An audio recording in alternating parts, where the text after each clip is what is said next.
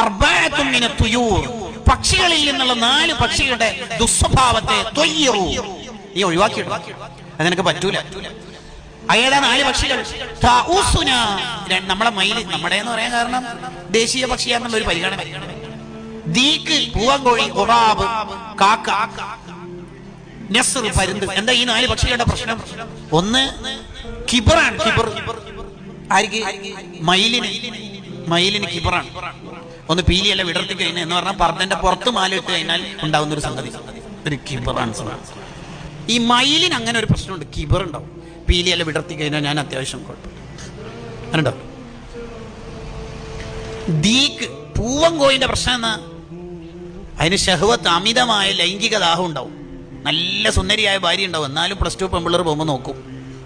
അത് വേറെ തന്നെ ഒരു ലെവലാണത്, ഉണ്ടാവും. മൂന്നാമത്തത് ഖുറാബ്, കാക്ക. കാക്ക എന്ന് പറഞ്ഞാൽ കേരളത്തിലെ ചില ജില്ലകൾ പറയുന്ന കാക്ക അല്ല, മറിച്ച് പക്ഷിയിലെ ഐറ്റമായ കാക്ക. അതിന്റെ പ്രശ്നം എന്നാ? അതിന്റെ പ്രശ്നം എന്ന് പറഞ്ഞാൽ ഹിർസാണ്, അലച്ച. എത്ര കിട്ടിയാലും കാക്കക്ക് അങ്ങനെ ഒരു പ്രശ്നമുണ്ട്. നല്ല ഫുഡ് കൊടുത്താലും പിന്നെ എലി ചത്തതുണ്ടെങ്കിൽ അവിടെ പോയിട്ട് ഒന്ന് കുത്തും. അങ്ങനെയുണ്ട് ചില ആള്. മൂപ്പരെ കുറവെല്ലാം മാറ്റിയിട്ട് സ്ഥാപനത്തിന്റെ കമ്മിറ്റിയിൽ ഇട്ടാലും പിന്നെ ഈ പഴയ ഫിത്തിന് തന്നെ ഉണ്ടാവും. കാക്കക്ക് അങ്ങനെയാ. നല്ല ഫുഡ് നമ്മൾ ഇവിടുന്ന് കൊടുത്തു, എന്നാലും അപ്പുറം ഒരു പാമ്പോ എലിയോ ചത്തുണ്ടെങ്കിൽ ഒന്ന് കൊത്തും. അങ്ങനെ അലച്ചയാണ്, ഭയങ്കര അലച്ചയാണ് കാക്കക്ക, ഭയങ്കര അലച്ച.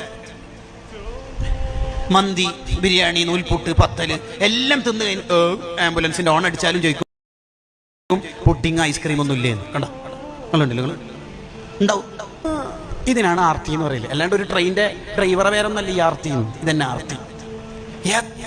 മറ്റേ ആൾക്ക് ശമ്പളം കൂട്ടി എന്ന് പറയുമ്പോൾ നമുക്കുണ്ടാവുന്ന ഒരു ലാസ്റ്റ് നസ്ർ, പരുന്തിന്റെ ഒരു പ്രശ്നം എന്ന് പറഞ്ഞാൽ റുജുബാണ്. മുകളിൽ എത്തിക്കഴിഞ്ഞാൽ പിന്നെ ഞാൻ വേറെ ലെവലായി പോയി എന്നുള്ളൊരു ചിന്ത. സിദ്ദീഖ് റളിയല്ലാഹു അൻഹു ഖലീഫയായിട്ട് വളരെ ടെൻഷനായി ഇങ്ങനെ പോവുക.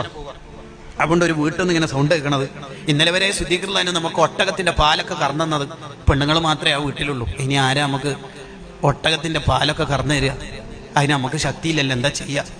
അന്നേരം സിദ്ദീഖ് റളിയല്ലാഹു അൻഹു ആ വീട്ടിന്റെ അടുത്ത് പോയിട്ട് പറയുന്നുണ്ട്, ഇന്നലെ വരെ ആരാണോ ഒട്ടകത്തിന്റെ പാല് കറന്നത് അയാൾ ഇന്നും സമയാവുമ്പോൾ വരും, ഖലീഫ അതിന് വിചാരിച്ചിട്ട് മേടിക്കൊന്നും വേണ്ടാന്ന്. മനസ്സിലായ? ആ പറഞ്ഞ നല്ലൊരു പോയിന്റാ. എന്ന് പറഞ്ഞാല് സോണിലും ഡിവിഷനിലും എത്തിയെന്ന് വിചാരിച്ചിട്ട് സ്വന്തം യൂണിറ്റിൽ സുന്നി വോയിസിന് ഇറങ്ങാണ്ട്